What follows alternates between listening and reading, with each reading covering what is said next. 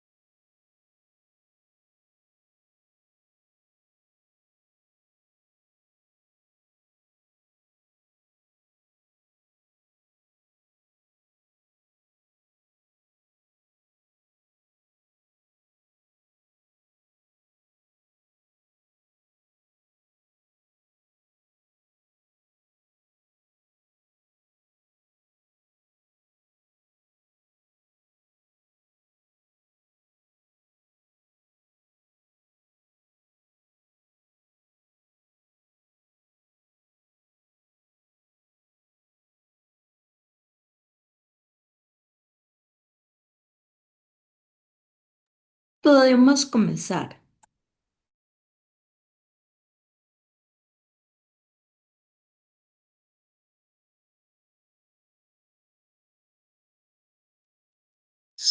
De acuerdo, muchas gracias, Amanda. Eh, Sean bienvenidas y bienvenidos a nuestra sesión. El día de hoy la sesión pasada comenzamos a abordar o a tocar, diría yo, digamos, el tema de la ciberdelincuencia. Entonces, el día de hoy lo que vamos a hacer es una, una introducción más profunda, diría yo, viendo todos los elementos que implica la ciberdelincuencia.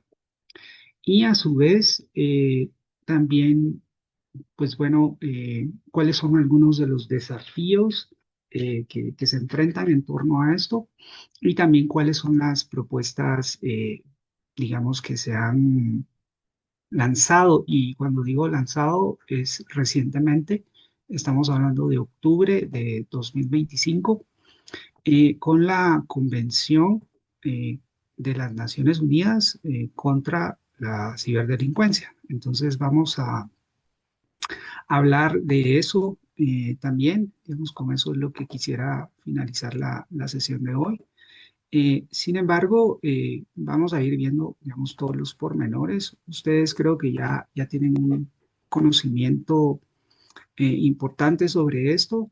Entonces, la intención es asentar, digamos, algunas bases en torno a esto, dónde está la discusión y también me interesa escucharles, ¿verdad? Sus perspectivas en torno a este tema. Entonces vamos a iniciar. Yo he preparado acá la presentación. Siempre la presentación está un poquito larga. eh, Les pido paciencia ahí. Pero espero que el contenido pues sea de su interés, ¿verdad? En función de lo que estamos viendo. Entonces, empecemos, ¿verdad? En algún momento yo le voy a pedir también a Amanda que lance algunas preguntas, ¿verdad? Para tener un poco de interacción. Entonces, ustedes van a ver en su pantalla la opción para poder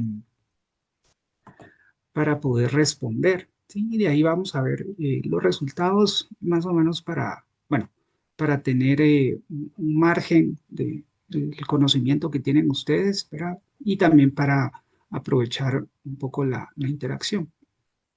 Entonces, solo quiero asegurarme que están viendo mi pantalla. Sí, ok, perfecto. Entonces, vamos a iniciar. Primero, es importante destacar, ¿verdad? Que la ciberdelincuencia y el ciberdelito, ¿verdad? Son dos términos intercambiables acá. Tiene una dimensión transnacional, ¿verdad? Y eso implica desafíos, ah, digamos, en términos, digamos, de investigación, en términos de jurisprudencia, en términos de ordenamiento jurídico, ¿verdad? O sea, propone distintos desafíos, ¿verdad? Con eso vamos a ir finalizando la sesión de hoy, pero lo menciono de antemano para que tratemos de dimensionar lo que estamos tratando de analizar acá, ¿verdad? Ok, lo voy a mover esto que me está haciendo estorbo acá. Ok, entonces, en primera instancia, digamos, eh, con el uso de la tecnología, ¿verdad? Y su difusión, digamos, el tremendo, ¿no? La generación X a la que yo pertenezco, hemos visto esa gran transición, yo creo que la mayoría de ustedes también, ¿no? Digamos, vimos nacer en los noventas a Microsoft, ¿verdad? Digamos, salió Excel, Windows, etcétera, y eso ha ido aumentando de forma drástica, ¿verdad? Eh, y ese desarrollo tecnológico, pues también como hablábamos del martillo, ¿verdad? Que mencionaba Nietzsche en su momento, eh, retomando la analogía de él, pues la tecnología y su avance ha permitido que se pueda usar también para actos criminales, ¿verdad? Eh, y una delincuencia pues generalizada a nivel global, ¿sí? Y es un gran desafío. Entonces, esto no tiene fronteras, ¿sí? Las personas pueden de un país a otro generar o provocar, perdón, y efectuar delitos, ¿no? Quisiera ver si me pueden dar un poquito de retroalimentación acá, si quieren, a través de una reacción. ¿Cuántas de ustedes ya empezaron a ver el video eh, sobre la fábrica de estafas? Si me pueden dar una reacción ahí solo para saber si ya comenzaron a abordar ese tema.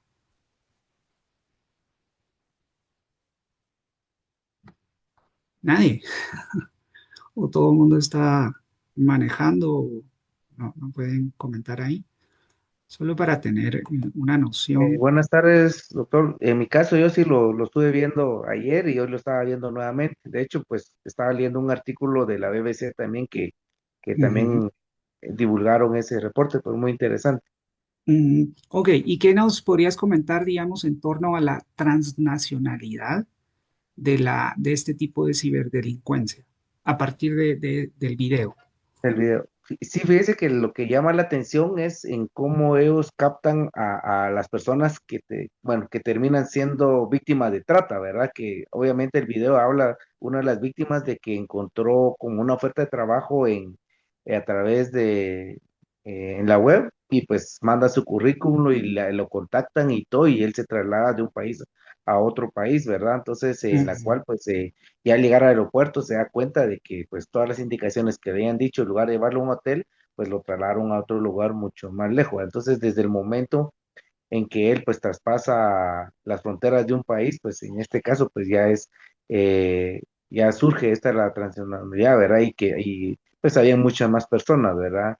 en la cual pues ya los obligaban a ellos a cometer ya el tema de estafa, ¿verdad? Entonces, Ujú, igual algo que llama la atención es que en algún momento, a pesar de que ellos eran víctimas de trata, pues podrían ser también acusados por el delito de cometer fraude, porque prácticamente ujú, pues eso dependía mucho también del país en donde se estaban dando. En el caso de ellos, afortunadamente, pues simplemente los declararon como víctima y pues fueron retornados a sus países como tal, pero ujú, en algunos casos, pues en China especialmente o en Asia, pues los condenan también por el acto, aunque independientemente de si sean voluntarios o no, ¿verdad?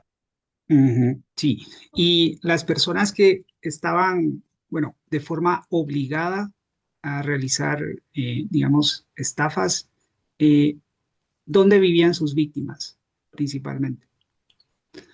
Pues según el video y el reporte, pues que es un fenómeno que empezó a surgir especialmente al sureste de Asia, ¿verdad? Donde se crearon ciudades prácticamente para tipo de estos juegos y pues tenían prácticamente instalaciones para monitorear, prácticamente eran como esclavos, ¿verdad? Entonces, sí, incluso pues les ofrecían que iban a estar ganando dinero, incluso ellos, pero si no trabajaban, tenían hasta castigos físicos, ¿verdad?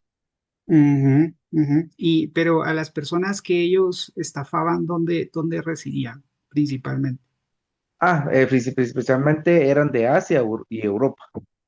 Y Europa. Ajá, excelente. Sí, gracias. Gracias por hacer esa recapitulación ahí, está genial. Entonces, ahí vemos que hay varias dinámicas, ¿verdad? Es que las personas, y para quienes no han visto, pues aquí les va un poquito el spoiler que ya lo mencionó, ya lo mencionaron, pero tal vez se motivan a verlo, ¿verdad? Las personas, al final de cuentas, terminan siendo capturadas por una red de trata de personas, ¿verdad? Personas que simplemente están buscando un trabajo, ¿sí? Y son llevadas a otro país, digamos, hay varios países, digamos, está Myanmar, está Tailandia, ¿sí? Y básicamente son puestas a trabajar en tipo call center de estafas, por decirlo así. Entonces, eh, lo que ocurre es de que desde Asia están, bueno, son entrenados, ¿verdad? Para estafar a personas que residen en Europa, ¿sí? Y en otros países de Asia también, ¿verdad?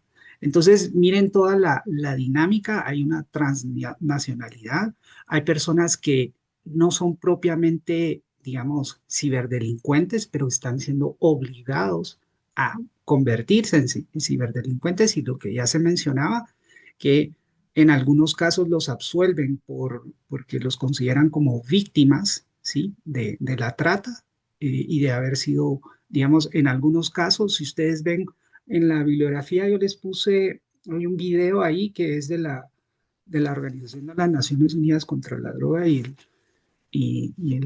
el delito, el crimen, perdón, ah, que se llama Scam Artist y es muy interesante porque ahí lo que van es que muestran los lugares eh, y digamos hay recintos que son específicos para tortura, ¿verdad? Entonces a las personas las torturaban, había un área para diversión, ¿verdad? Con disco, etcétera.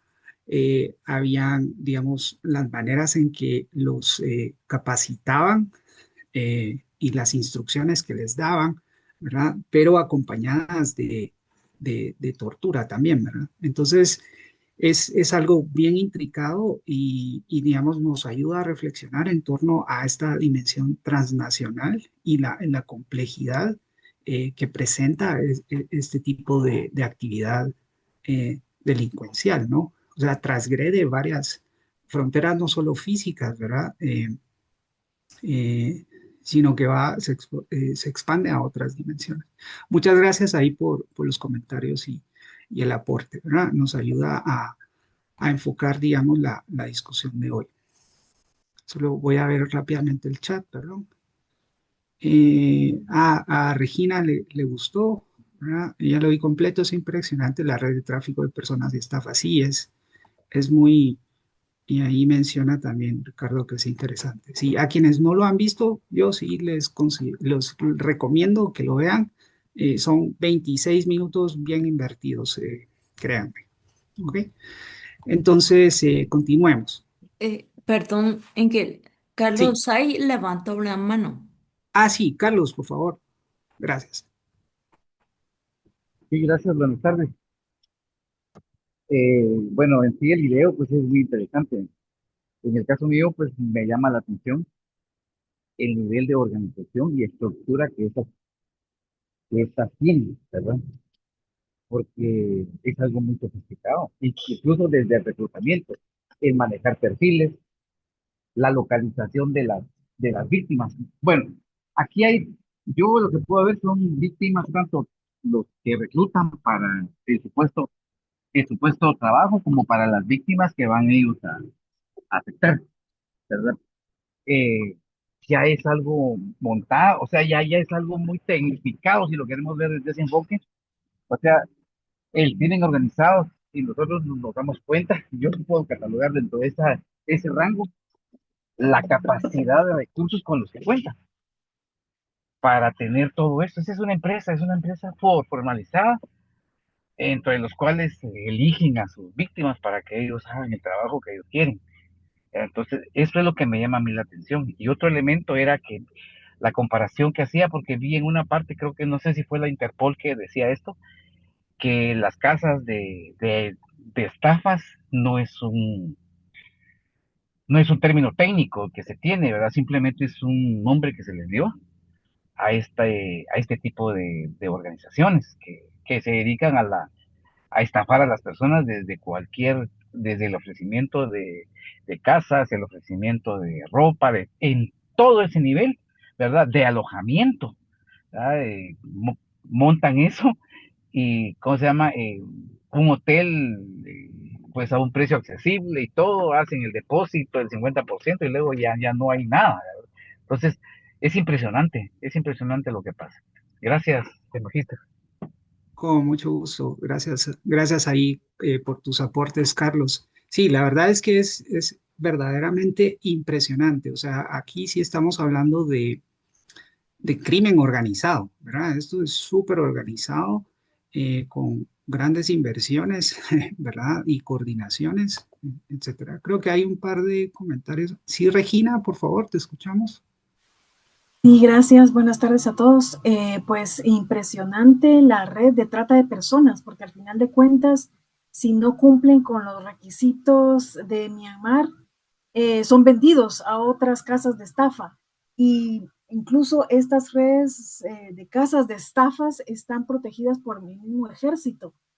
Entonces están bajo la protección prácticamente de los gobiernos, o por lo menos de las Fuerzas Armadas, y en una región donde difícilmente puede, bueno, la ONU sí hace esfuerzos y grupos de personas ONGs que están, incluso ayudan a rescatar a algunas de estas personas que logran escapar de esa red de trata de personas y de estafas, pero es impresionante, y que muchas de estas cuestiones, o sea, sabemos que en muchos países, incluso en Norteamérica, no se escapa de que los mismos altos funcionarios de gobierno protegen estas bandas de crimen organizado, pues de todo tipo, de toda la gama.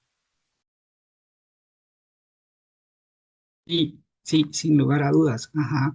Y tú mencionaste algo clave que es justamente, digamos, Myanmar está en guerra, ¿verdad? Y lleva bastante tiempo en guerra. Entonces, aprovechan este contexto para llevar a las personas ahí y justo lo que tú mencionabas, ¿verdad? Bajo la protección del mismo ejército operan, ¿sí?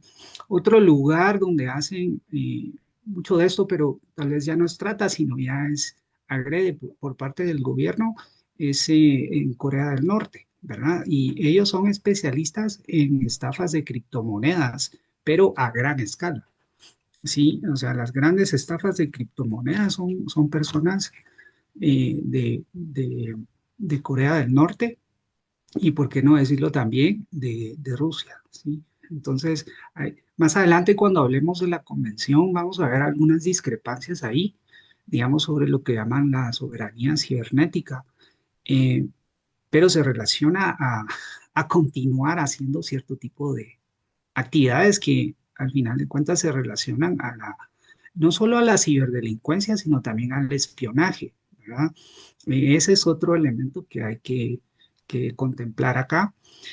Hace más o menos 3 semanas, el MI6, que es el cuerpo de inteligencia del Reino Unido, advirtió a todos los diplomáticos del Parlamento, a todos los representantes del Parlamento, que habían intentos continuos por parte del gobierno de China para espionarlos, para espionaje, ¿verdad? De ellos. Y lanzó, yo no sé si vieron ustedes la noticia, pero esa advertencia, ¿verdad? Entonces lo que hacen también es que reclutan a personas que trabajan dentro del Parlamento, eh, primero a través de un trabajo, una consultoría, etcétera, y luego ya les solicitan la información, ofrecen el dinero. Si caen en la primera, entonces después ya es muy difícil salirse porque viene el famoso blackmail, ¿verdad? Que es básicamente, si no haces lo que yo te pido, te delato, ¿verdad? Entonces, hay muchos elementos ahí que tienen que ver con geopolítica, ¿verdad?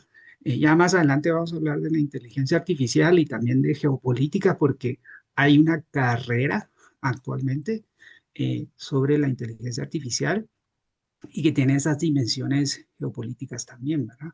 Entonces ahí, en realidad acá estamos viendo un escenario bastante intricado y complejo y que es, regresando a la diapositiva anterior, es totalmente transnacional, ¿verdad? No hay fronteras y ese es otro de los grandes desafíos. Gracias ahí por tus aportes, Regina.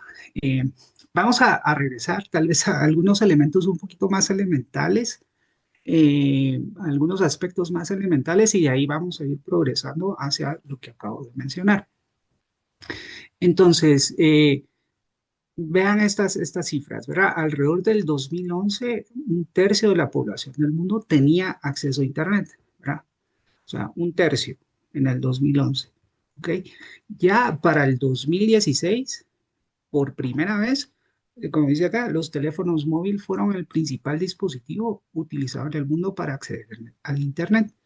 Entonces, recordemos, ¿verdad? Cuando fue el boom del punto com, ¿verdad? A inicios de los 2000, a las personas, o sea, nos comenzábamos a conectar por computadoras, ¿verdad?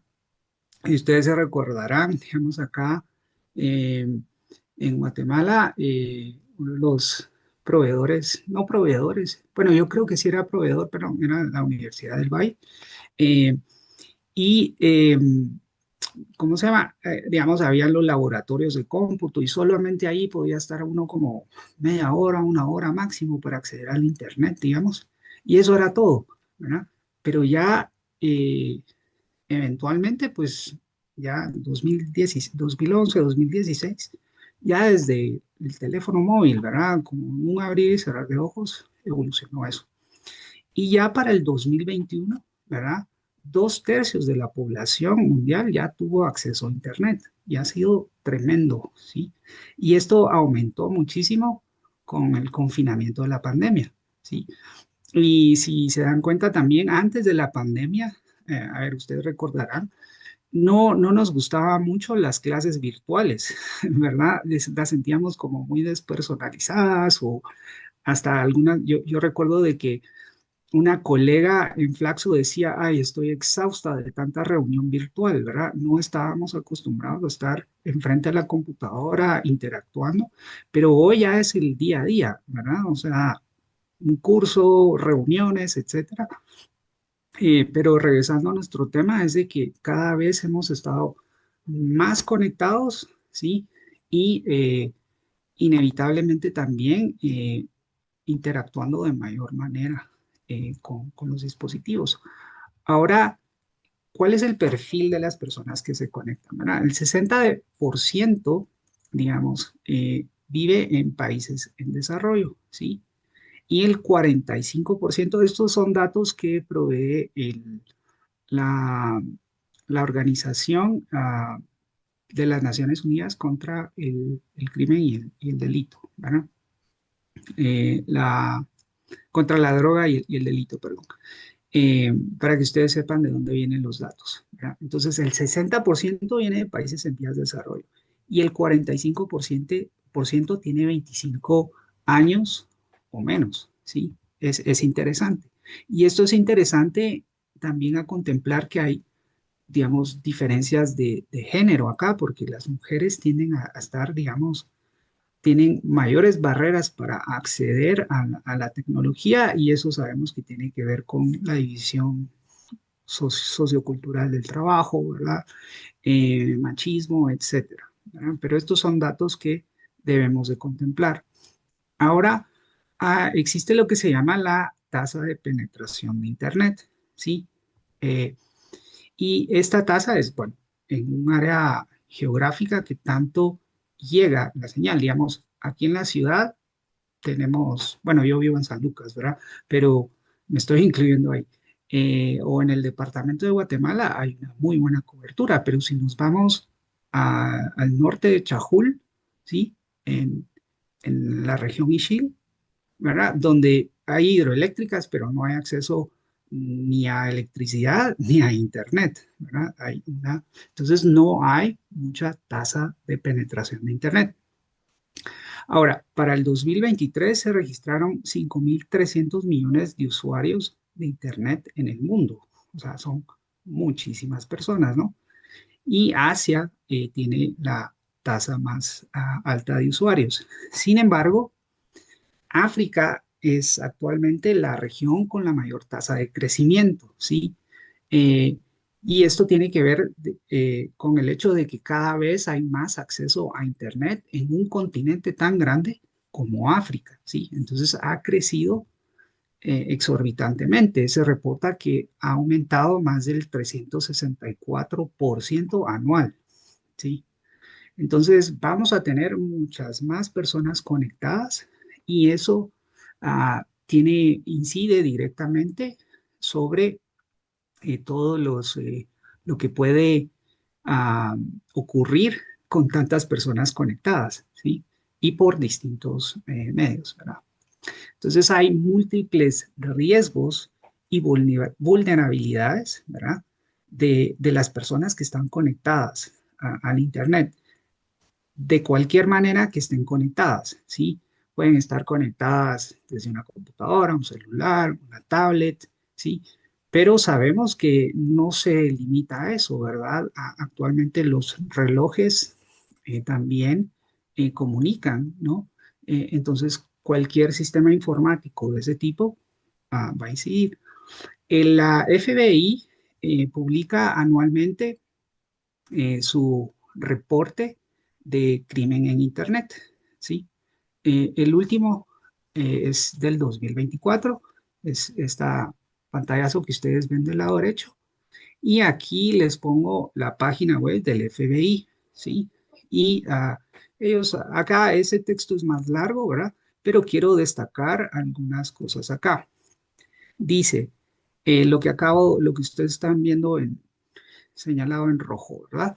Eh, Dice, las pérdidas van más allá o superan los 16.000 millones, que en Estados Unidos les llaman billones, ¿verdad? Pero son 1.000 millones, 16.000 millones en 2024, lo cual es un 33% de incremento sobre las pérdidas de 2023, ¿sí? Este reporte se basa en ah, las quejas, las quejas y las denuncias que se han hecho en torno a cibercrímenes, ¿verdad? Y ciberdelitos. Y ahí también se recopilan, digamos, las pérdidas y ahí es cómo se cuantifica, ¿sí? Y ahí ahorita les acabo de señalar en rojo también cuáles son los tipos de ciberdelitos que se reportan dentro de estas 16.000 millones de dólares de pérdida, ¿verdad? Que está un tercio de aumento anual, o sea, es muchísimo. El reporte de 2025 me imagino que va a ser similar, ¿verdad? No lo sabemos, pero probablemente sí. Entonces, Está el phishing, la extorsión y, digamos, y obtener datos personales o poder infiltrarse en dispositivos de las personas, sus cuentas, etcétera, para obtener información de sus víctimas, ¿sí? Entonces, eso es lo principal. Hay algo más acá, se los voy a poner. Sí. Entonces, regresando, phishing, extorsión, eh, infracción para obtener datos de las personas, o sea, violar la seguridad, ¿sí? Fraude y especialmente las criptomonedas, ¿sí? Ahí es donde se han reportado hasta 6.5 mil millones de dólares, o sea, de esos 16, 6 y pico son de criptomonedas, ¿sí? En la documental, y si ustedes hacen un poquito más de investigación sobre el tema de estas estafas, mucho está relacionado con las criptomonedas, ¿verdad? En que las personas inviertan en criptomonedas, ¿sí? Y al final de cuentas pierden todos sus ahorros de vida eh, invirtiendo sobre una moneda que es inexistente, ¿sí? Pero por otro lado también existen los, eh, los robos, digamos, multimillonarios de criptomonedas, ¿verdad? Que se hacen en cuestión de minutos, ¿sí? Y que muchas de las personas que les digo responsables son personas que están ubicadas en Corea del Norte. Entonces, veamos que se dice sencillo, pero en realidad eh, hay, digamos, dimensiones muy amplias de esto. Ok.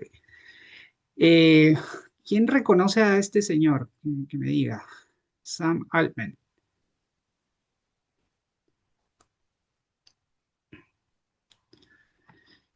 Eh, Sam Altman es alguien muy reconocido actualmente porque es el CEO, ¿verdad? De OpenAI, que OpenAI es ChatGPT, ¿sí? Y todas sus hay distintos productos y servicios que ellos ofrecen, pero el principal es ChatGPT, ¿sí? Y él frecuentemente ustedes lo van a ver en las noticias, digamos, haciendo alusión a muchas entrevistas que él ha dado, tiene que ver con la inteligencia artificial, obviamente, ¿no? Y él en esta entrevista que le hicieron si se dan cuenta, es de julio de 2025, aquí está, y él lo que hace es que hace una advertencia sobre una crisis del fraude, dice él, a través apoyada en la inteligencia artificial. Ahí les pongo abajo el enlace si ustedes quieren leer todo el artículo, pero esto remite principalmente, o para hacer un resumen, ¿verdad? Sobre temas referentes a la clonación de voz, imagen y video con inteligencia artificial. Ustedes han visto digamos, los llamados deepfakes, ¿verdad? Que son básicamente replicar, eh, digamos, los movimientos, la voz, prácticamente todo de una persona, ¿sí? Y tenerlo ya sea en voz o en video. Entonces, ¿qué implicaciones tiene eso?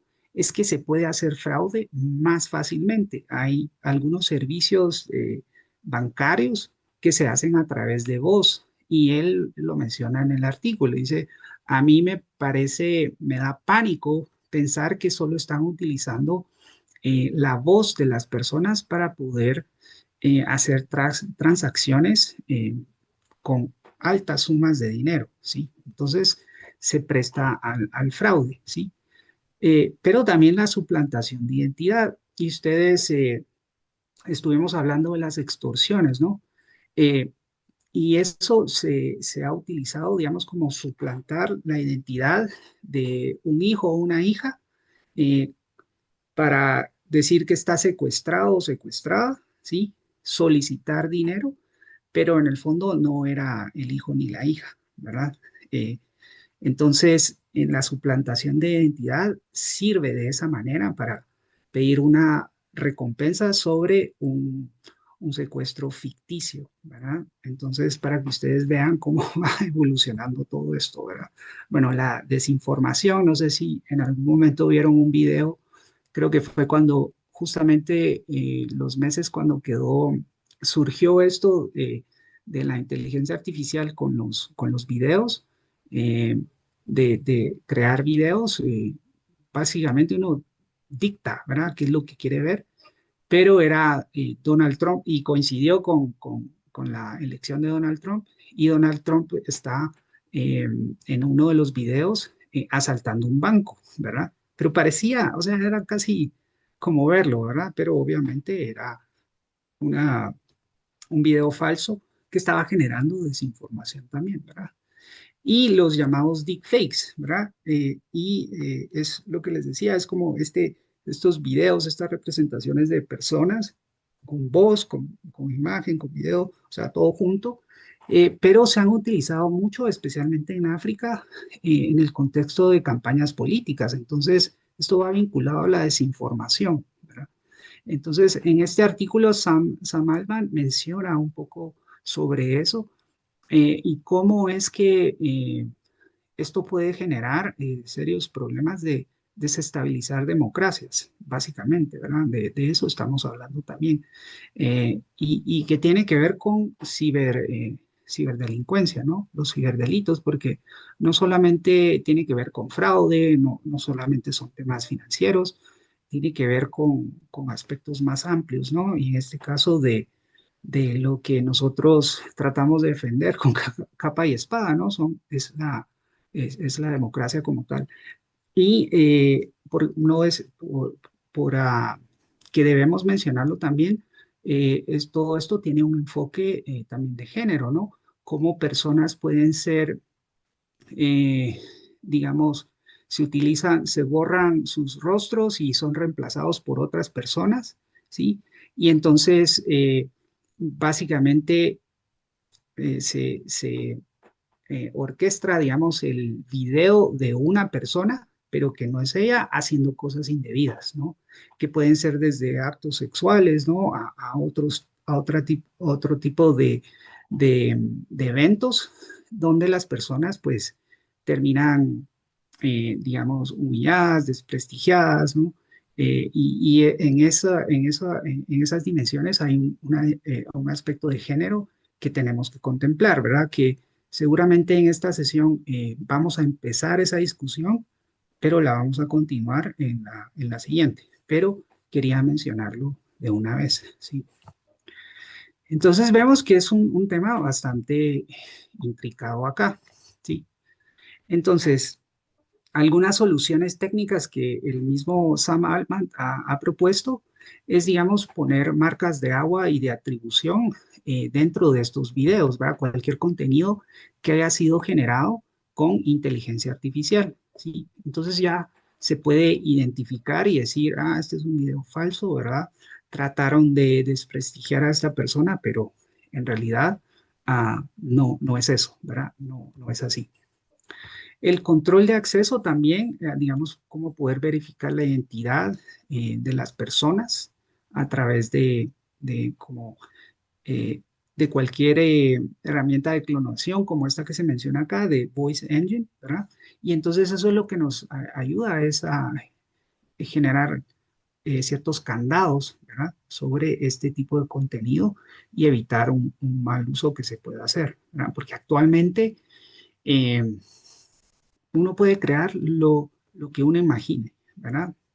Entonces es algo bastante delicado, eh, digamos, tener esa libertad, ¿sí?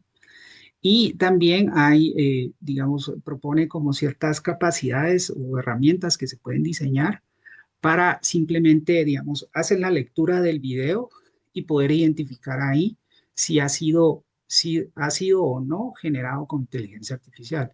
Entonces, digamos, es como actualmente ya hay herramientas, ¿verdad? Si ustedes escriben un ensayo y lo entregan, eh, digamos, yo lo puedo pasar por un programa y saber qué porcentaje de eso fue escrito por inteligencia artificial y qué tanto no, ¿verdad? Existen esas herramientas ya. Y lo mismo aplica para video, imagen, etcétera, ¿verdad? El problema, y lo menciona Sam Altman, es que cada vez va a ser más difícil, digamos, diferenciar algo que genera la inteligencia artificial y algo que es real, ¿sí? Es como lo que decía un sociólogo francés hace tiempo, yo eh, era amante de él, que se llama Jean Baudrillard, ¿verdad? Jean Baudrillard hablaba de la hiperrealidad, ¿sí? Y esta es la hiperrealidad, sí. Yo creo que Jim Boyar en su tumba ahorita ha de estar así, wow, ojalá que me rescaten porque la inteligencia artificial está generando esta hiperrealidad en el sentido de que ya cada vez va a ser más difícil distinguir entre lo real y lo no real, ¿sí?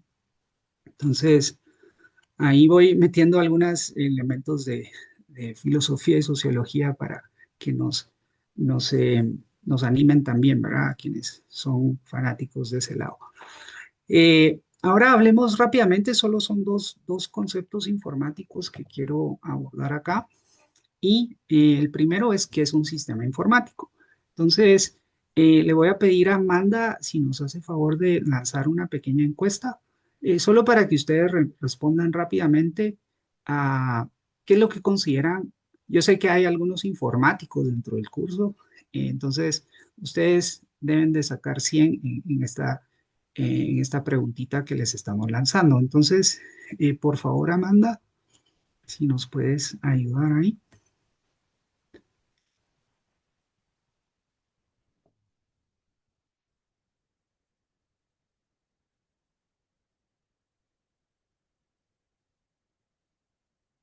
En un momento la comparto.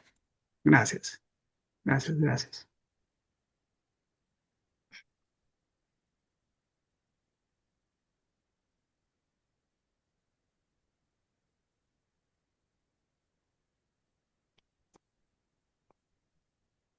Ok, en lo que lo comparte Amanda, entonces Amanda les va a compartir, hemos estado como replanteando un poquito las fechas de entrega, ¿verdad?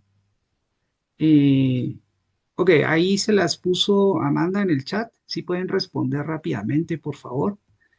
Eh, y bueno, sí, estamos cambiando un poquito las fechas porque queremos que todas las personas logren completar, ¿verdad? Entonces,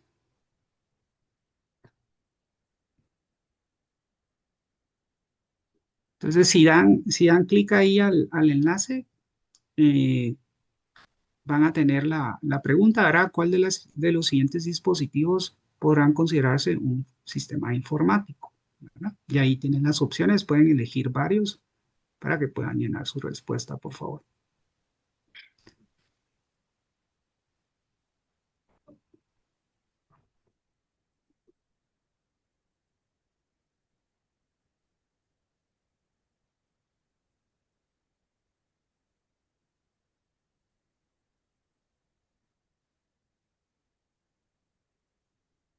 Gracias, Ricardo, ya contestaste. Ahí hay una pregunta de Robin sobre paraísos fiscales con el incremento de ciberdelitos. Te soy honesto que no tengo suficiente conocimiento para poder responder, pero puedo investigar y con mucho gusto te respondo a la siguiente. Ujú.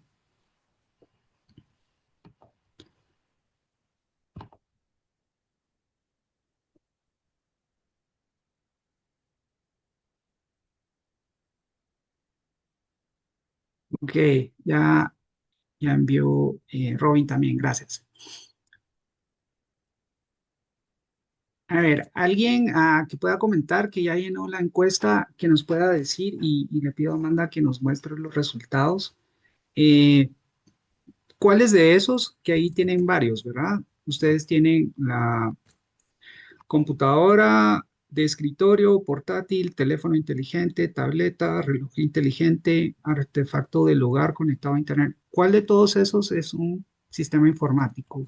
¿Cuáles? Sí, Walter, por favor. Bueno, yo considero que si tienen hardware, software, pues todos son sistemas informáticos. Ujú.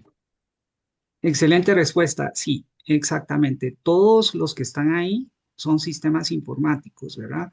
Eh, y si tienen esa capacidad de conectarse a Internet también, ya digamos, tienen esa posibilidad de convertirse en uno, ¿verdad? Veamos la definición de un sistema informático según el convenio, perdón, que dice convenido, voy a corregir, el convenio de la ciberdelincuencia del Consejo de Europa del 2001. Esto viene desde el 2001, ¿verdad? Dice, todo dispositivo aislado, o sea, puede estar aislado, o conjunto de dispositivos interconectados entre sí, siempre que uno o varios permitan el tratamiento automatizado que tiene que ver con hardware y software, ¿verdad? De los datos en ejecución de un programa, que es esto último también, ¿verdad? Entonces, básicamente todo lo que estaba listado ahí comprende un sistema informático, ¿verdad? Para que tengamos esa claridad, ¿verdad? No pensemos solo en un teléfono, no pensemos solamente en una computadora de escritorio o laptop, ¿verdad? Ahora, las redes informáticas acá, una característica principal son las direcciones IP, ¿verdad? Que IP es el protocolo de Internet, ¿sí? O Internet Protocol, ¿verdad? Entonces, esto va a ser fundamental cuando hablemos, o sea, tenemos el sistema informático, pero necesitamos las redes informáticas, ¿sí? Y como ustedes han escuchado, una dirección IP es un identificador único, digamos, mi computadora, sus computadoras, ¿sí? Cualquier dispositivo que se conecta a Internet lo va a hacer se va a validar sus credenciales, digamos, con una dirección IP, ¿sí? Y así es como se conecta al Internet, ¿verdad? A alguna página, a esta llamada ahorita, ¿sí? ¿Ok? Entonces hay un IP del remitente y un IP del destinatario, ¿sí? El que se comunica y el que provee la conexión, ¿verdad? Entonces hay una IP identificable, ¿sí? Entonces la red informática se va a generar cuando las personas se conectan, así cuando nos conectamos en línea, ¿verdad? Para enviar o recibir información y datos entre sí, ¿verdad? Básicamente. ¿Ok? Entonces, esas son las redes informáticas. Eso es importante que nosotros lo consideremos ahorita que ya vamos a comenzar a hablar de la ciberdelincuencia, ¿sí? Eh, Porque entonces, y lo sabemos, ¿verdad? El famoso VPN, ¿verdad? ¿Quién sabe qué es el VPN? Que lo pueda comentar acá. Si alguien lo ha utilizado, digamos, quiere... em, quiere ver Netflix de Estados Unidos y no de América Latina, ¿verdad? Eh, o quiere hacer un truco por ahí para decir que está en otro lugar. A ver, aquí dice, Robin lo ha utilizado, ¿verdad? ¿Cómo lo has utilizado tú y para qué lo has utilizado, Robin? Buenas noches.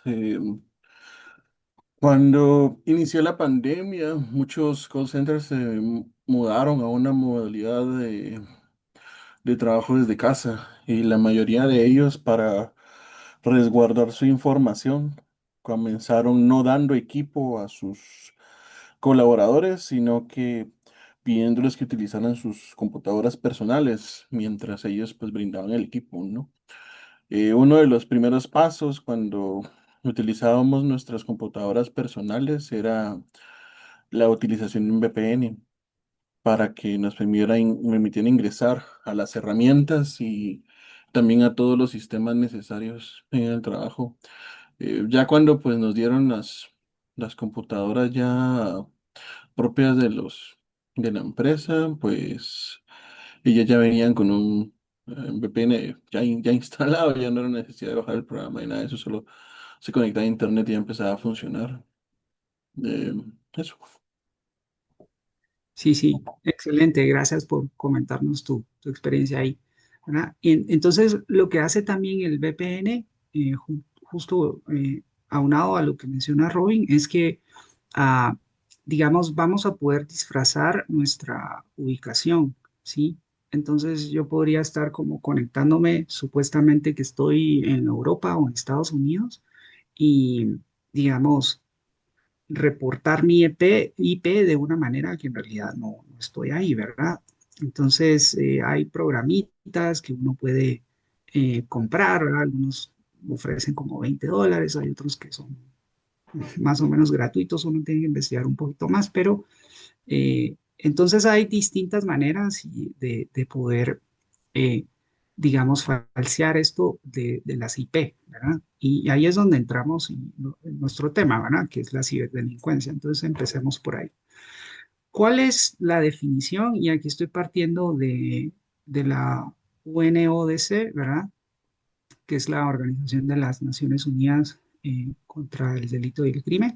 Dice, es la actividad ilícita realizada por medio del uso de tecnologías de la información y de la comunicación, o sea, los TICs, ¿verdad? De lo que hemos estado hablando desde el inicio del curso. Y las TICs son utilizadas para atacar personas, datos o sistemas, ¿sí? Ya sea como una parte central de un delito o como un medio para cometer otro delito, ¿sí? Esta es la definición con la que nos podamos quedar de ciberdelincuencia o de cibercrimen. Actualmente no hay, digamos, como un consenso único en torno a qué es la ciberdelincuencia o el cibercrimen. Esta oficina de las Naciones Unidas está proponiendo esta definición. Ya hay una convención de las Naciones Unidas contra la ciberdelincuencia. Sin embargo, ustedes, si la exploran y la leen, la vamos a ver hoy, eh, no tiene la definición, debería de tenerla, pero no la tiene. Y es un poquito vago hasta el momento. No, yo diría que no tan vago, pero no tenemos como una definición estandarizada, ¿verdad? Como si la podríamos tener sobre otros temas, ¿verdad? Pero yo creo que esta definición se acopla muy bien a lo que necesitamos concebir y saber sobre lo que es la ciberdelincuencia, el cibercrimen o cibercrimen, ¿verdad? O sea, a través de las TICs atacan a personas, datos o sistemas, ¿verdad? Como parte central del delito o como un medio para cometer otro, ¿sí? Entonces veamos algunos ejemplos acá, digamos, en la interferencia de datos o de sistemas informáticos. Vamos a ver un ejemplo más adelante, pero, por ejemplo, un hacker puede generar un caos total en un hospital, ¿verdad? Atacando el sistema operativo, ¿verdad? Digamos, de las consultas, de las emergencias, consultas citas, ¿verdad? O meterse a su base de datos de personas que han asistido por X y razón al hospital, ¿verdad? Por darles un ejemplo, ¿verdad? Eh, y cada vez más, no solo son personas, sino que son empresas y los mismos gobiernos, ¿verdad? Los mismos estados están siendo sujetos de este tipo de ciberdelitos y lo sabemos, ¿verdad? El fraude y la falsificación es, yo creo que lo más conocido, el uso indebido de los dispositivos, ¿verdad? Que también hay personas que pueden básicamente ingresar a nuestros dispositivos para hacer cosas, ¿verdad? Indebidas. ¿Ok? Y algo importante acá es también la explotación y el abuso infantil en línea, ¿verdad? Que sí se da. Y ahí es donde tenemos todo lo relacionado al sexting, a la sexo extorsión, ¿verdad? Etcétera, etcétera, ¿verdad? El grooming, entonces hasta llegar a la pornografía infantil, ¿verdad? Entonces, eh, y que también puede estar alimentada por la IA, digamos, borrar rostros, ¿verdad? Reemplazarlos, o sea, hay muchas cosas que ocurren ahí en esos ámbitos y esos son ciberdelitos, ¿verdad? ¿Ok? Y las infracciones en contra de la propiedad intelectual también ocurre, ¿verdad? Robar secretos de una empresa para sacar provecho propio, ¿verdad? Poder fabricar lo mismo, ¿verdad? Entonces, son otros tipos. Ahora, Y esto viene también de la Oficina de las Naciones Unidas, ¿verdad? Dos tipos principales de ciberdelitos. Aparte, yo la sesión pasada hablé de la taxonomía, ¿verdad? Comenzamos a ver eso. Pero, digamos, arribita de la taxonomía hay como una división acá que podemos hacer, ¿sí? Entonces, hay delitos que son dependientes de los medios informáticos, ¿sí? O sea, y delitos que son propiciados por los medios informáticos, ¿verdad? Son dos cosas distintas, no necesariamente excluyentes, ¿verdad? Entonces veamos cuál es lo que los distingue, ¿verdad? Y la distinción va a ser al papel que tienen las TICs en el delito que se comete, ¿verdad? Entonces, en los que son ciberdependientes, ¿verdad? O dependientes de los medios, digamos, las TIC son el blanco del delito, ¿ya? Entonces yo quiero meterme al sistema informático, ¿verdad? Quiero meter un virus, ¿sí? ¿Ok? Entonces esos son los blancos del delito como tal, ¿verdad? Quiero bajar el sistema de un banco, ¿verdad? Por ejemplo, o de la empresa eléctrica, ¿verdad? Se puede, de la, de la malla de energía, el grid. Eh, ¿Ok? Y en estos delitos que son ciberfacilitados, que es el otro tipo, ¿verdad? Las TIC son el medio para cometer el delito. O sea, utilizo la computadora, el celular, etcétera, para realizar el delito, ¿verdad? Entonces, por un lado, uno es el blanco y por otro es el medio, ¿verdad? La TIC es el blanco o es el medio. Esa es, digamos, como la diferencia principal, ¿verdad? Ok. Eh, entonces, veamos acá algunos ejemplos. Solo déjenme mover esto que no estoy viendo. Ok. Entonces, en el primero, nosotros podemos, digamos, son delitos que eh, solo se pueden cometer, digamos, el solo es la clave acá, ¿verdad? Con una computadora, con una red informática, o sea, dependen del medio, de la TIC, ¿verdad? Ahora, veamos ejemplos acá, por ejemplo, si voy a distribuir un virus, voy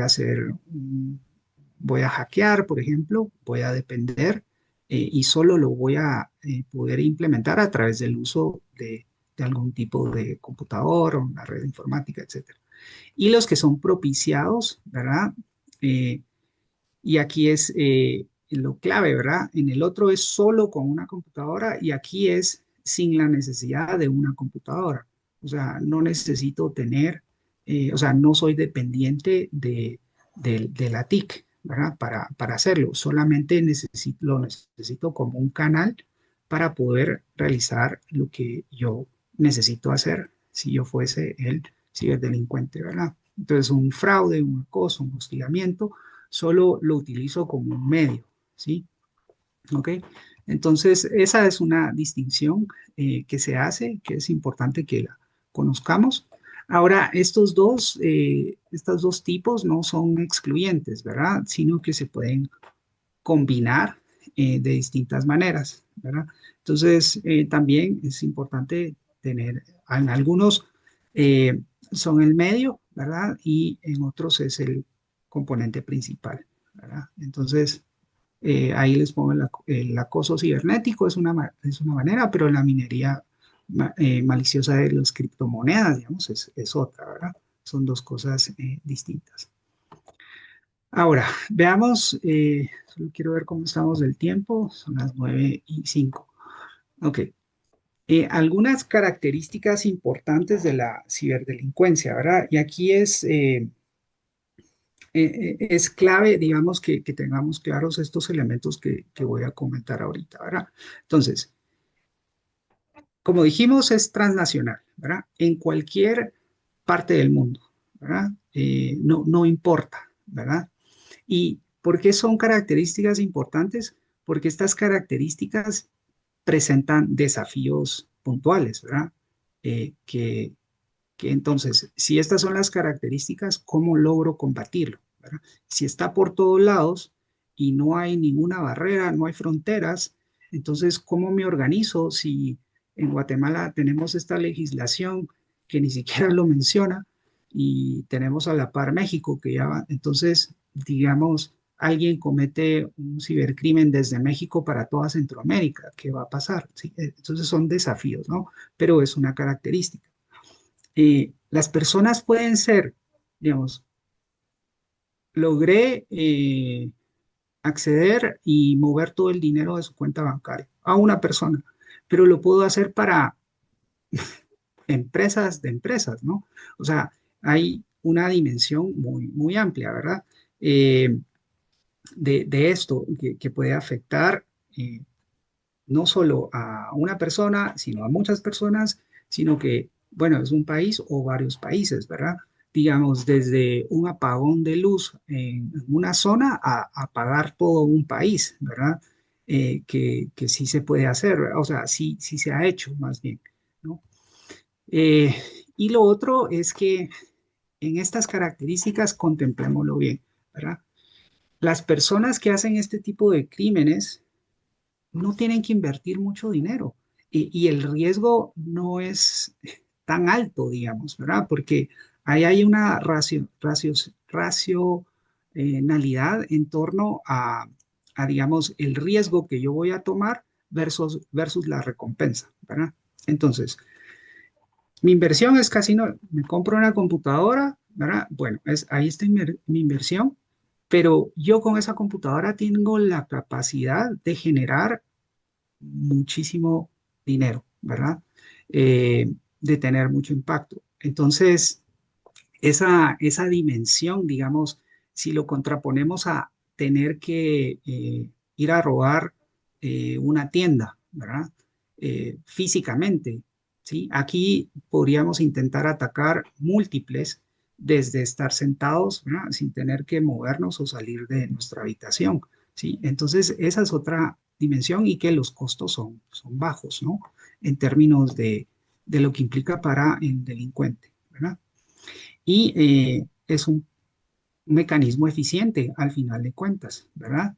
Y que la, las probabilidades que a mí me capturen, digamos, en un país como Guatemala, son mucho más difíciles y remotas, diría yo, que en otros países. Entonces, digamos, acá no hay una legislación propiamente, digamos, o si la hay, es débil. eh, Tengo, digamos, la tecnología de protección no es muy sofisticada, ¿sí? No tengo a un FBI que me esté vigilando y controlando, investigando, etcétera. Entonces, yo puedo realizar este tipo de acciones de forma más impune, ¿sí? Sin tener mucho castigo de inmediato, digamos, y es un negocio eficiente, ¿no? Entonces, hablábamos antes de la fábrica de estafas y en un contexto como Myanmar, donde el mismo ejército está protegiendo a las personas, que lo único que necesitamos es una conexión satelital y nada más, ¿verdad? Para poder trabajar. Y si tengo a muchas personas trabajando en una fábrica de estafas o el scam farm que le llaman en inglés, puedo generar muchísimo dinero, ¿verdad? Entonces, es importante ver estas características, ¿no? Pensando en cuál sería la respuesta ante esto. Aquí les pongo un ejemplo. Esta noticia está dentro de su, ah, de su bibliografía en el programa del curso, ¿verdad? Y esto es de septiembre de este año, ¿sí? Entonces hubo una disrupción en varios aeropuertos de Europa, desde el Heathrow en Londres al aeropuerto de Bruselas, el aeropuerto de Berlín también se vio afectado y lo que se dio fue un ciberataque a eh, los proveedores, porque son proveedores de los servicios para hacer el check-in y el abordaje de los aviones, ¿sí? Ahí les puse el enlace para que ustedes puedan ir a la noticia, igual está en su programa del curso. Pero afectó a cientos de personas, ¿no? No sé si llegamos a las decenas de miles, pero sí fueron muchísimas personas que se vieron afectadas por un ciberataque de este tipo, ¿verdad? Y como les decía, digamos, nadie está exento de este tipo de ataque. Una persona, una empresa, un gobierno, digamos, un aeropuerto, un hospital, eh, los mismos ejércitos, las mismas, eh, los mismos ejércitos, ¿verdad? Y toda la defensa de un país puede estar, digamos, bajo ataque, bajo ciberataques, ¿verdad? De forma continua. Entonces, nadie es ajeno a este tipo de eventualidad que puede surgir. Ahora aterricemos sobre los desafíos para abordar esta ciberdelincuencia, ¿verdad? Solo voy a ver algo por acá, solo en un segundo. Quiero verificar algo. Tenemos un par de preguntas acá. Ok, entonces le voy a pedir antes de entrar a esta sección, le voy a pedir a Amanda, tenemos dos preguntitas más de encuesta y les voy a pedir si las puede compartir para que ustedes las puedan responder también y quisiera hablar un poquito de ambas cuando las contesten. Entonces, si las puedes compartir, por favor, Amanda. Te agradezco. Y voy a apagar mi cámara un segundo. En un Perdón. momento. Gracias, Amanda.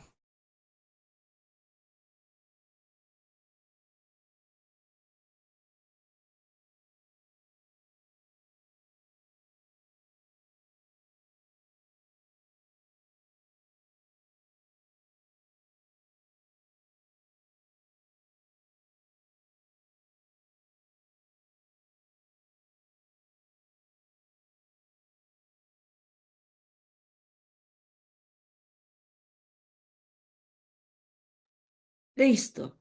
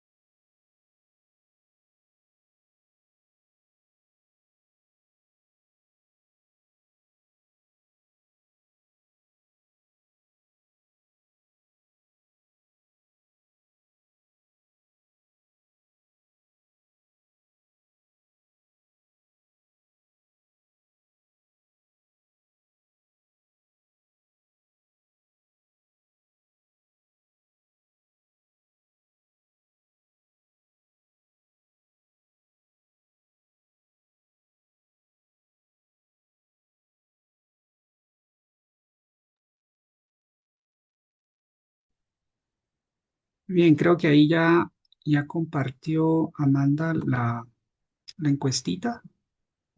A ver,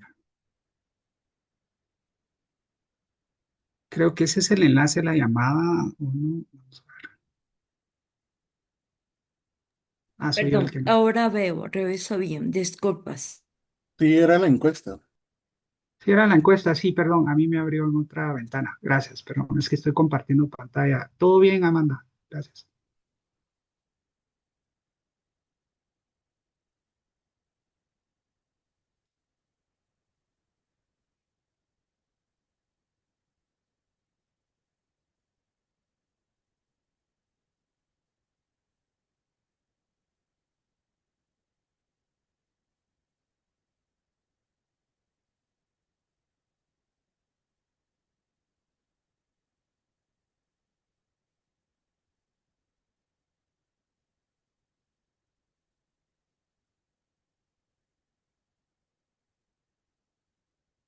Súper, gracias. Gracias por ir contestando. Muy bien.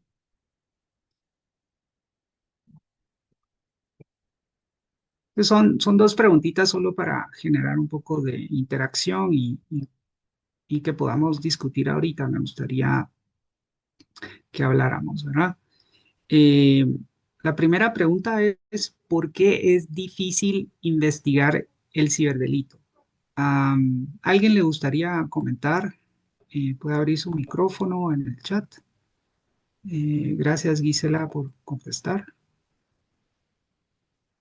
¿Por qué es difícil, digamos, y respondiendo a una de estas opciones? Porque esa creo que es una pregunta que solo es de una opción de respuesta, ¿verdad? Sí, Manuel, por favor. Muchas gracias. Creo que, bueno, si lo vemos en el contexto guatemalteco o en nuestra sociedad, como bien lo decía usted hace un rato, no tenemos, en primer lugar, leyes específicas para tipificar los delitos. En el Código Penal aparecen algunos delitos sobre robo de identidad, algunos relacionados al uso de tecnología, pero realmente es mínimo, incluso por compartir datos personales de otras personas, pero ya como lo vemos hoy en el día sobre diferentes delitos de phishing, malware y toda la clasificación que hay, pues no podríamos tipificarlo porque no tenemos una existencia, en primer punto. En segundo punto, pues también especialmente los instituciones de gobierno, especialmente relacionado a investigación y que brindan seguridad, pues tampoco tienen la tecnología adecuada. Quizás tendrán algunas herramientas, pero no como para poder afrontar. Y en segundo lugar, pues creo que también tenemos una deficiencia técnica sobre conocimiento en general, en la cual pues muchos de los ataques o delitos que se cometen acá o donde las víctimas somos guatemaltecos, vienen desarrollados desde afuera, ¿verdad? Como veamos en la fábrica de estafas, ¿verdad? Que realmente eh, no son realizados por personas que tienen conocimiento, algunos posiblemente, pero la mayoría, claro, por ejemplo, mi experiencia en estudio de estafas, pues nos ha llevado que muchas veces al seguir la ruta del dinero, pues vemos que esas transferencias se van a nivel internacional, ¿verdad? Perú, Colombia, Chile, Europa. Entonces ahí no nos damos cuenta que realmente no tenemos esa capacidad ni de investigación y mucho menos tipificación y creo que tampoco tenemos esta capacidad técnica de personal especializado como para empezar a abordar de forma preventiva también este tipo de hechos. Excelente, Manuel. De hecho, tú ya te adelantaste a varios puntos de la presentación. Te agradezco, lo mencionaste muy bien, ¿verdad? El tema de la legislación, ¿verdad? El tema de la capacidad del recurso humano, ¿verdad? Entre otros elementos que tú mencionaste. Excelente, porque es justamente a donde deseo ir, digamos, con esta exposición y para ir aterrizando también sobre la convención, ¿verdad? Así que gracias por eso, Manuel. Ahora, ¿y cuál sería la respuesta acá eh, a esta pregunta que tenemos acá? Porque es difícil, ¿verdad? ¿Cuál de las tres opciones se quedarían ustedes?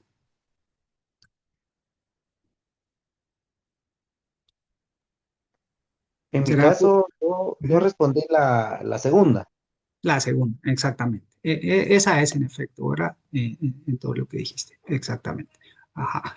Entonces, está en el ciberespacio, ¿verdad? Y, y tenemos estas dificultades de jurisdicciones, pero también de ordenamiento jurídico, ¿verdad?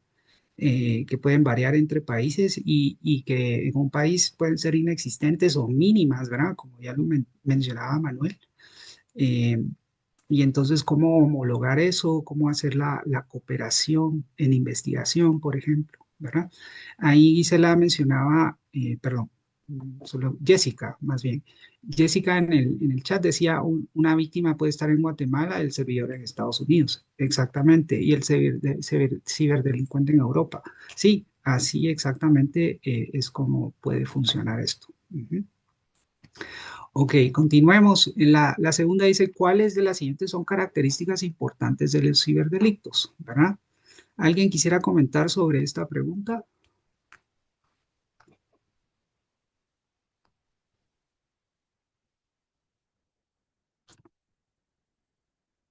Si están por ahí.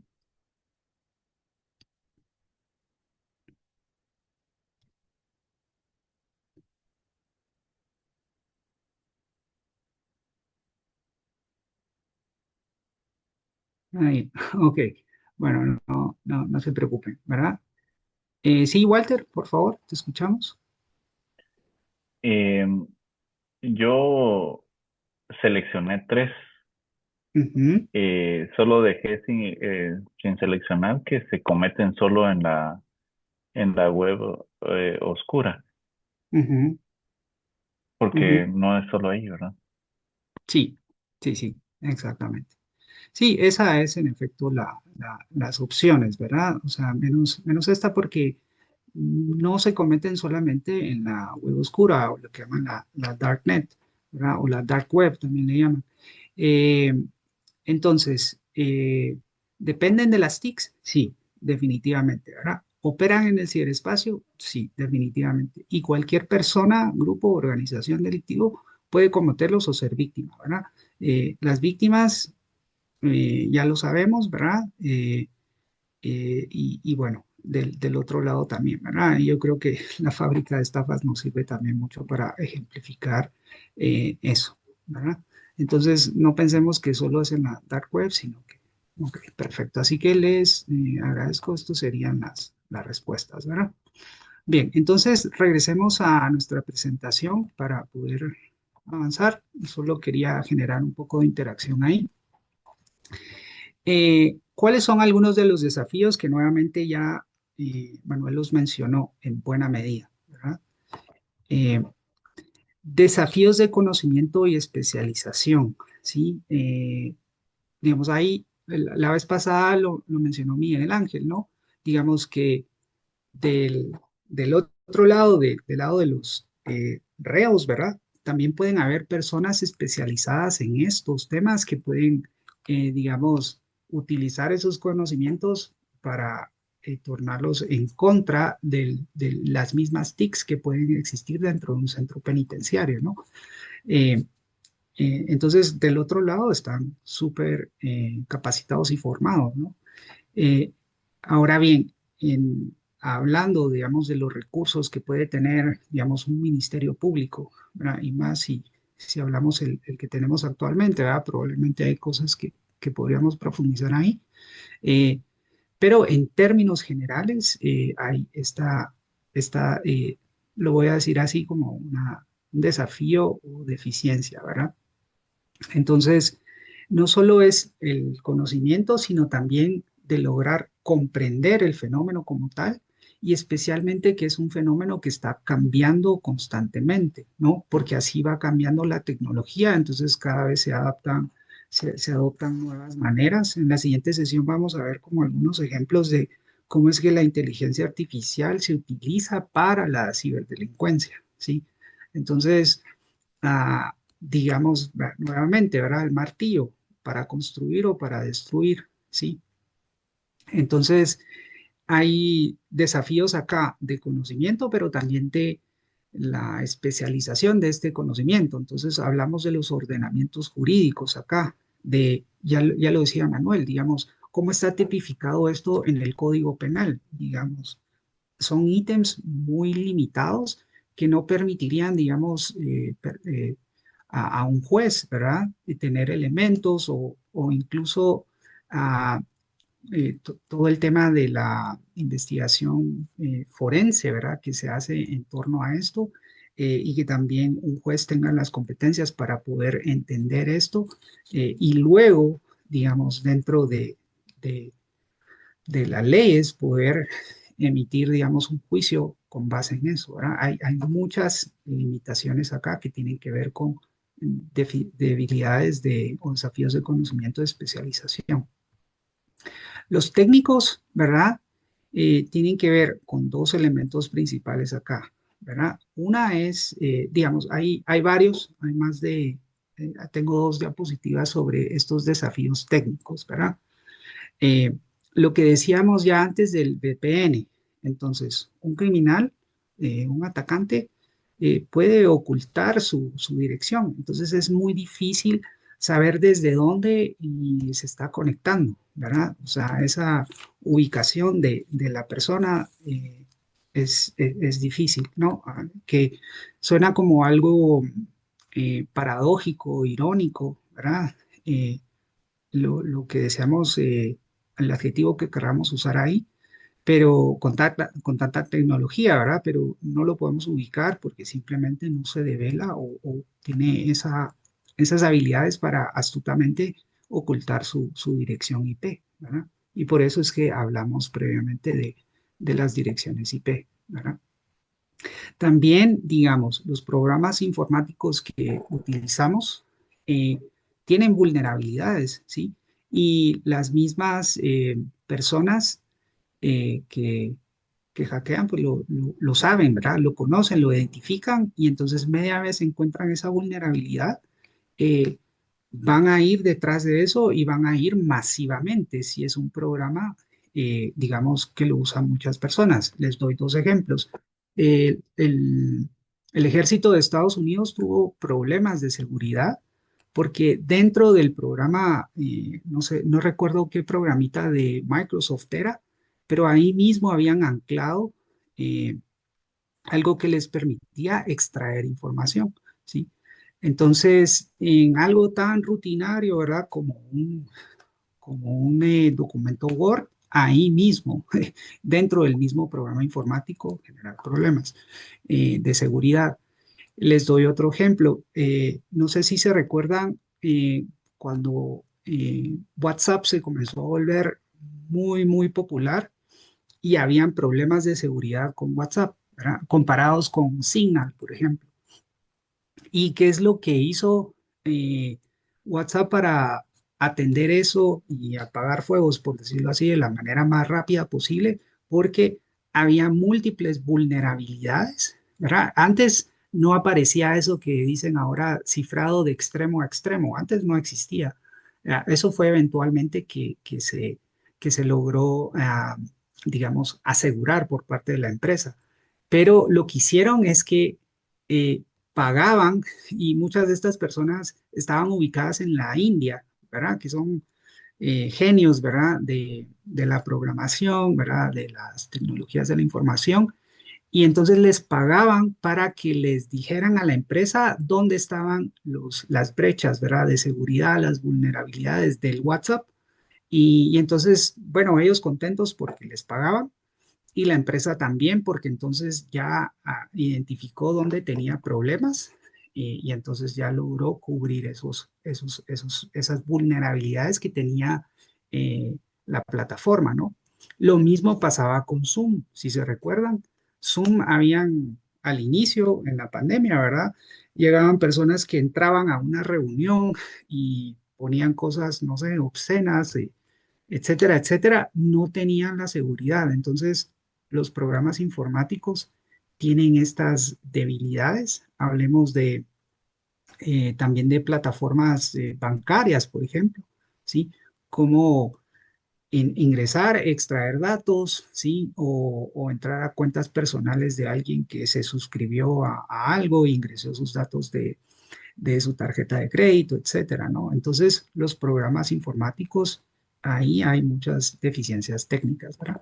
Alguien quiere mencionar acá en el chat, dice Regina, otro factor es que el cibercrimen no tiene fronteras, se extiende fácilmente. Sí, y en Estados Unidos tienen jurisdicción y marcos legales que respetan y se traduce en limitaciones y el cibercrimen navega libre mientras los estados tienen barreras. Sí, exactamente. Eh, Cuando lleguemos a la convención vamos a ver cómo se trata de, eh, digamos, contravenir eso, ¿verdad? Ok, entonces ya mencioné lo de los programas informáticos. Vayamos a otro desafío técnico por acá. La infraestructura, ¿verdad? ¿Y qué es lo que ocurre actualmente con la información? Que mucha de la información está en la nube, ¿sí?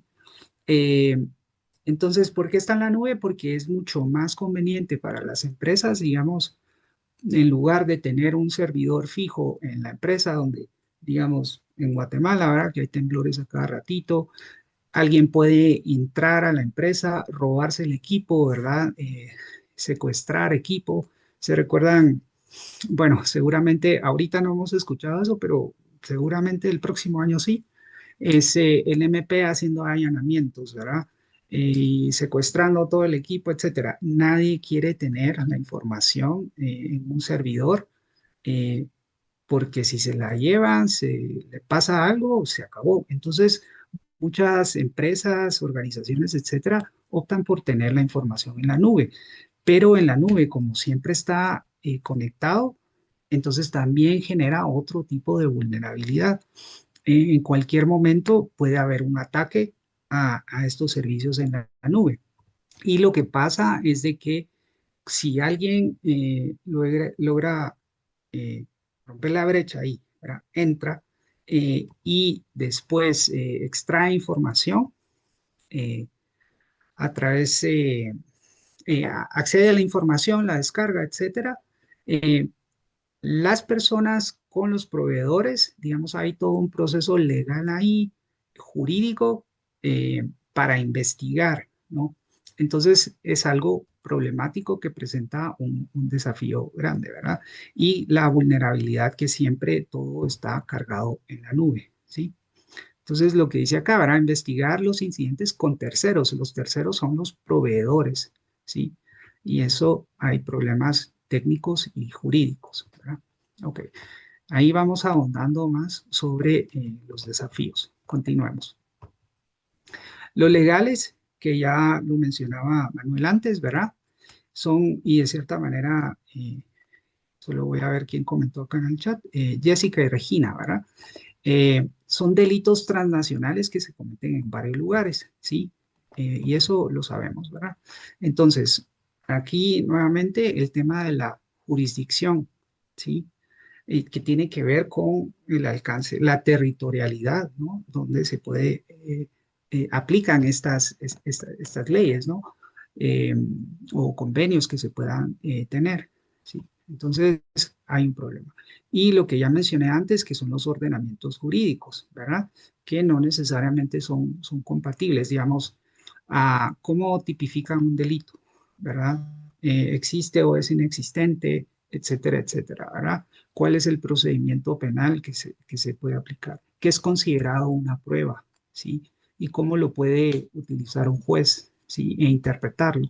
Sí, hay muchos desafíos ahí, sobre los cuales actualmente no, en un país como Guatemala no estamos preparados para ello, ¿sí? Entonces, eh, con mayor importancia y pertinencia, ¿verdad? Mencionar eso. Y finalmente tenemos desafíos operativos, ¿sí? Y los operativos tienen que ver más bien con la cooperación entre países que se pueda dar, ¿verdad? Para investigar. Hablemos desde la Interpol a cualquier investigación que pueda ser también otro tipo de organismo internacional. La misma oficina, ¿verdad? De las Naciones Unidas, ¿verdad? Por ejemplo. Entonces, hay algo que se llama aquí, los colegas que son abogados, si quisieran complementar, ¿verdad? Es la asistencia judicial recíproca, ¿verdad? Entonces, tiene que ver con poder proveer a otro estado, a otro país, información, ¿verdad? Y el otro país también proveer información. Entonces, el intercambio de información, de hallazgos, ¿verdad? De evidencia, etcétera. Entonces, ahí hay un desafío porque esto a veces toma mucho tiempo, ¿verdad? Y al final de cuentas, eh, hay muchas demoras y ya al final ya no sirve, ¿verdad? Ya no cumple o está muy desfasado, ¿verdad? Eh, y no cumple su cometido. Entonces ahí tenemos ese tipo de dificultad. ¿Ok? Entonces, miren, son las 7:35. Vamos a tomar nuestro receso ahorita, ¿verdad? Porque generalmente lo tomamos a las 7:25, pero ahorita ya me pasé un poco. Entonces, tomemos el receso perdón, de 5 minutos y a las 7:40 reanudamos y vamos a ver estos elementos de la convención, ¿verdad? Que ahí me gustaría ir puntualizando y quisiera abrir el espacio para que ustedes comenten sobre cómo lo ven, ¿verdad? Entonces, voy a detener esto acá y platicamos ahorita ya me pasé a las 41, por favor. Gracias. Y como les comentaba, lo que me gustaría puntualizar acá y tener su retroalimentación son sobre los elementos claves de la convención. Les voy a compartir ahorita la convención para que la veamos. Voy a cambiar de pantalla para que lo veamos. Denme un segundo. Em, les voy a poner el enlace en el chat también, ¿verdad? La sesión pasada lo mencioné, eh, vimos un video, ¿verdad? Sobre cuáles son eh, las características más o menos generales, la persona que habló, ¿verdad? Sobre la Convención de las Naciones Unidas contra la Ciberdelincuencia. Les voy a poner ahorita el enlace en el chat. Entonces se llama Convención de las Naciones Unidas contra la Ciberdelincuencia, fortalecimiento de la cooperación internacional para la lucha contra determinados delitos cometidos mediante sistemas de tecnología de la información y de las comunicaciones, o sea, TICs, ¿verdad? Y para la transmisión de pruebas en forma electrónica de delitos graves, ¿verdad? ¿Ok? Entonces, esa es la convención. Hay una previa que es la de Budapest, ¿verdad? Para que ustedes sepan. Entonces, acá están el preámbulo, ¿verdad? Las disposiciones generales, artículo 1 al 6. Luego tiene el capítulo 2 sobre criminalización, ¿verdad? Jurisdicción, que es lo que acabamos de mencionar también, medidas procesales y aplicación de la ley, ¿verdad? Ahí hay un conjunto de artículos. Luego la cooperación internacional, ¿sí? Hay otros artículos que tienen que ver con lo que mencionábamos como los desafíos, ¿verdad? De esta transnacionalidad del cibercrimen. Medidas preventivas, asistencia técnica e intercambio de información, y esto tiene que ver con lo que mencionaba Manuel, ¿verdad? De, digamos, de las capacidades de los entes investigadores actualmente, ¿verdad? O bien de personal que trabaja, digamos, si yo trabajo en un banco, ¿verdad? Y estoy investigando fraudes. Yo necesito capacitarme en torno a esto, ¿no? Independientemente si formo parte del Estado o soy una empresa privada, ¿verdad? Eh, Mecanismo de aplicación y disposiciones finales, ¿sí? Esta es la convención. Ahora, la gran noticia acá es que esta convención acaba de ser, o sea, se formuló en el 2024, pero fue eh, eh, en octubre de este año, se puso a disposición para que los países se pudieran adherir. Entonces, se lograron adherir un total de 78 países. Y acá solo quiero asegurarme si les estoy mostrando la pantalla. Sí. Entonces, si ustedes se van a ver, de la pantalla anterior, si ustedes seleccionan acá donde dice copia certificada conforme, ¿sí? Entonces les va a lanzar a esta página que estoy viendo ahorita, ¿sí? Y acá en esta página eh, lo que tienen es el listado de los participantes, ¿verdad? Y la fecha de firma, que es el 25 de octubre, cuando se celebró esta reunión en Hanoi, en Vietnam, ¿no? O sea, acaba de pasar, ¿sí? Entonces ahí tienen todos los países que firmantes, ¿no? Entonces es algo reciente, ¿verdad? Es algo importante que nosotros debemos conocer. Si nosotros buscamos acá Guatemala, no está, ¿verdad? O sea, está Nicaragua, pero nosotros no estamos por ahí, ¿verdad? Eso nos dice algo, ¿ok? Entonces, fue formulada en 2024, pero ha sido sometida, ¿verdad? A votación, a adhesión más bien, perdón, por parte de los países en octubre de este año, ¿ok?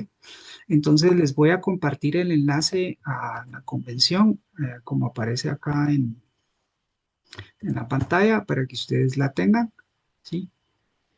Ok, y en la bibliografía está también, sí. Gracias, Ricardo. Ok, entonces regresemos y lo que quiero hacer ahorita entonces es como rescatar algunos de los elementos claves de esta convención, ¿verdad? Y veamos. también algunos desafíos de la misma convención, ¿verdad? Eso es importante que lo consideremos. ¿Ok? Entonces, para iniciar, un marco legal armonizado, ¿verdad? Esa es probablemente una de las grandes ventajas. Y esto lo hace a través de establecer definiciones comunes, ¿verdad? De estos delitos cibernéticos. Yo mencionaba antes que no hay una definición de ciberdelincuencia, pero sí de los ciberdelitos, ¿sí? Entonces, como por ejemplo el fraude, el acceso ilícito, la pornografía, ¿verdad? Entonces, eso lo que permite es que los estados que se hayan adherido, ¿verdad? A la convención, entonces ya estén, por decirlo así coloquialmente, hablando el mismo idioma, ¿sí? Y eso lo que posibilita son estos procedimientos estandarizados de investigación, ¿no? A partir de un marco legal armonizado y que tenemos las mismas definiciones, ¿verdad? Entonces, lo que veíamos antes como algo muy discrepante entre países, etcétera, ¿verdad? La convención lo que trata es abordar esos elementos propiamente, ¿sí? Es lo que decía la persona, el representante de la, de la Oficina de las Naciones Unidas en el video de la sesión anterior, ¿verdad? Y esto va a facilitar de suyo, ¿verdad? La cooperación entre los países que tienen distintos sistemas legales, ¿verdad? Eh, distinto ordenamiento jurídico, ¿ok? Ese es el primer punto, digamos, como la ventaja, ¿verdad? Lo siguiente es de que se mejora la cooperación, ¿verdad? Entonces, ¿qué implica esto? Antes hacíamos la alusión a los desafíos, ¿verdad? De estas demoras en proveer información, ¿verdad? La asistencia jurídica recíproca, decíamos, ¿verdad? Entonces, acá se establecen o se trata de mejorar esa colaboración y que los mecanismos sean más ágiles, ¿verdad? En esta asistencia jurídica, ¿sí? Entonces, eso tiene que ver con las pruebas, ¿verdad? La extracción de personas, o sea, cómo hacer esa investigación más ágil, ¿verdad? Tener las pruebas y poder colaborar entre países para abordar este flagelo, ¿no? ¿Ok?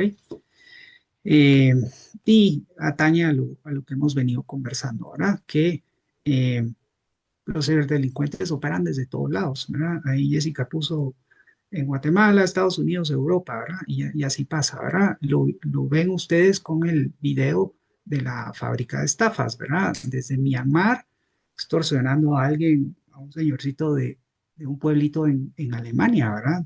Sacando todos sus ahorros de vida o su pensión. Entonces, eso es lo que se trata de abordar acá, ¿verdad? Ok, tercer punto clave, ¿verdad? Que lo mencionó Manuel también, ¿verdad? Capacitación y fortalecimiento de capacidades de las personas, ¿verdad? ¿Para qué? Para que se pueda propiciar esta investigación necesaria. Entonces, ahí va la asistencia técnica, capacitación, los recursos, ¿verdad? Para mejorar, digamos, los procesos de investigación, pero si hay que actualizar leyes o marcos legales, pues que se actualicen, ¿no? Entonces ahí viene todo un paquete, por decirlo así, y los países mayormente beneficiados de esto son los países en vías de desarrollo, ¿no? Eh, Como suele pasar, digamos, en la mayoría de instancias también, donde participan, digamos, son los países más desarrollados quienes ah, ponen los recursos, ¿verdad? Y los demás países que están en vías de desarrollo, pues son beneficiados, ¿verdad? Ese es el gran golpe que ha tomado ahorita el sistema de Naciones Unidas con Estados Unidos retirarse, ¿verdad? De la OMS, ¿sí? De las Naciones Unidas propiamente, han recortado mucho, ¿verdad? Cambio climático, o sea, ahí nos podemos ir, ¿verdad? ¿Por qué? Porque es el mayor donante, ¿sí? Ahora, acá es donde nosotros salimos ganando, ¿verdad? Porque pueden haber proyectos, programas, etcétera, para fortalecer las capacidades de investigación o los marcos jurídicos, ¿verdad? Entonces, es un campo, en realidad hay que decirlo, es un campo donde hay, digamos que si Guatemala firmara esta convención, lo más probable es que en un año o algo así podríamos tener asistencia técnica, ¿verdad? Por parte de probablemente de la oficina, ¿verdad? De las Naciones Unidas contra la droga y el crimen organizado, realizando proyectos, ¿verdad? Probablemente algunos de ustedes participarían ahí en ese proceso, ¿verdad? Ya sea capacitando o capacitándose, ¿no? Eh, sí, Manuel, te escucho. Muchas gracias. Sí, yo no sé si lo tiene contemplado, pero por ejemplo, la iniciativa 6347 que estuvo en lectura en el Congreso, pues creo que es la primera ley que en la cual pues se trató de crear leyes especializadas para este tema. Sin embargo, pues tuvo muchas críticas, algunos expertos encontraron algunas falencias, pero algo que a mí me llama la atención es que a pesar de que esta ley, pues creo que se quedó en alguna lectura en agosto del presente año, nunca fue tomada esta convención, sino que se estaba basando en la convención anterior de Budapest, en la cual pues obviamente tiene sus limitaciones, pero creo que sería interesante ver si por parte de la política retomar esa nueva ley, pero ya considerando este nuevo convenio, ¿verdad? Que considero que sí sería un poquito más favorable en el sentido, como bien dice usted, de que podrían tenerse asesoría técnica por parte de expertos, ¿verdad? Que es creo que de las falencias que tenemos nosotros como sociedad, que especialmente las autoridades no entienden muchas veces el concepto y la dinámica de este tipo de delitos y sobre todo cómo investigarlos, ¿verdad? Muchas gracias. Excelente, gracias Manuel por mencionarlo. Te soy honesto que no sabía de esta iniciativa de ley, te agradezco. Y para abonar algo sobre eso, bueno, es la 6347 la que mencionó Manuel. Sería interesante, ¿verdad? Eh, ver el contenido de la convención y ver el contenido de la propuesta de ley y comparar, ver, ¿verdad? Las acotaciones que se podrían hacer, que es lo que está recomendando Manuel también. Buenísimo. Gracias Manuel por el aporte.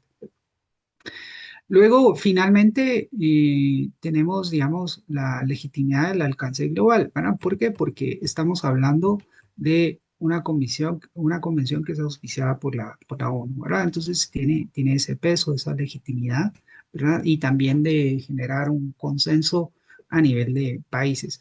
Ahorita solo son 78, ¿verdad? Sabemos que son 196. Entonces, tiene que progresar eso, probablemente va a haber otra reunión el próximo año, etcétera, donde se pueden ir adheriendo más países, ¿verdad? Bueno, son 73, yo dije 78, son 73, ¿verdad?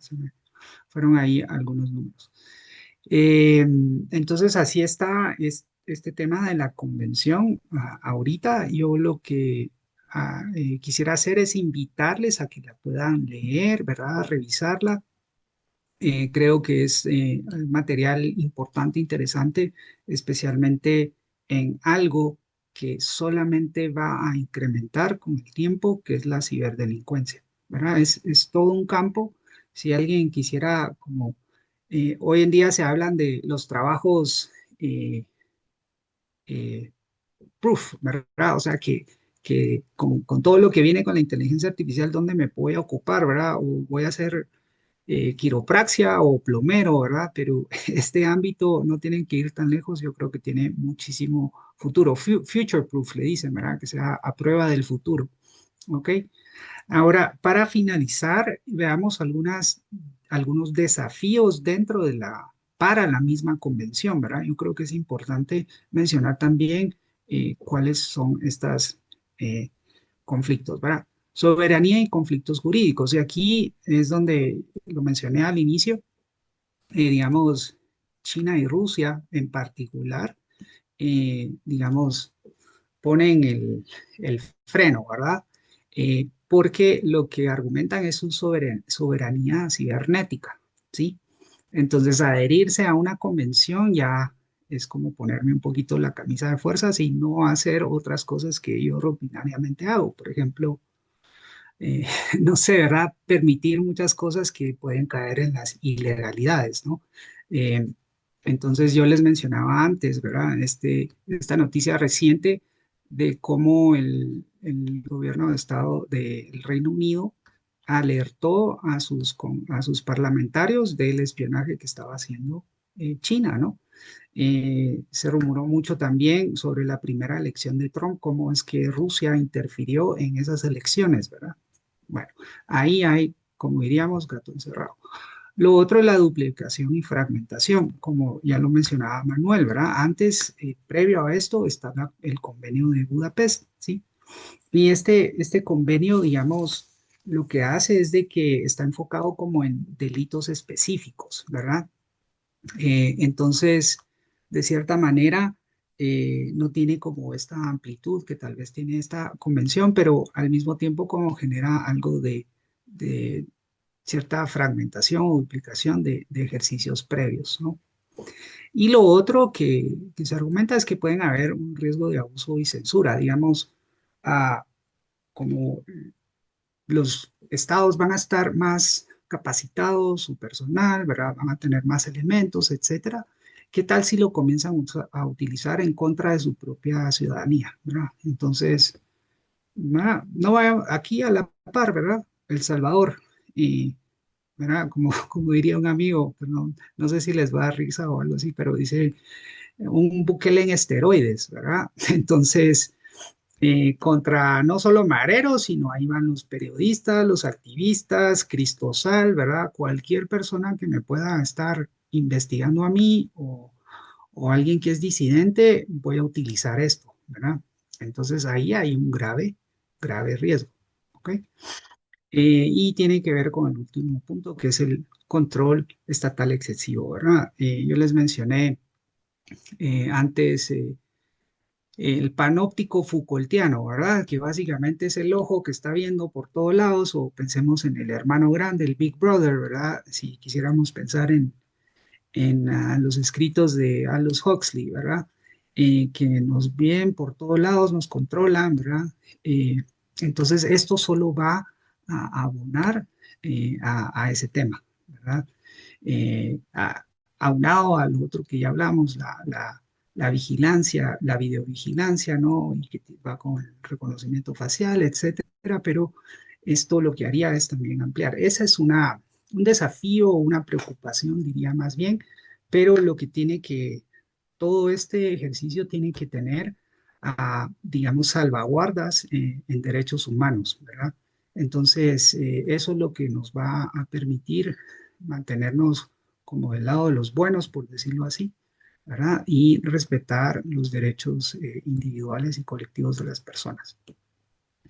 Muy bien, entonces con eso estamos finalizando. Esos es, digamos, los puntos que quería traer a colación el día de hoy con la sesión. La siguiente sesión sí vamos a ir tal vez un poco más rápido, porque sí son varios puntos los que tenemos pendientes de ver sobre la ciberdelincuencia, pero ya se nos está uniendo. Yo quisiera en realidad tener más sesiones. Inicialmente había programado para cierto número de horas, ¿verdad? Eh, entonces, en realidad nos queda poco tiempo, ¿verdad? Vamos a intentar hacer lo mejor que podemos con el tiempo que tenemos disponible. Ok, entonces estamos sobre las 8. No sé si alguien tiene algún comentario, algo que quisiera expresar antes de cerrar la sesión de hoy.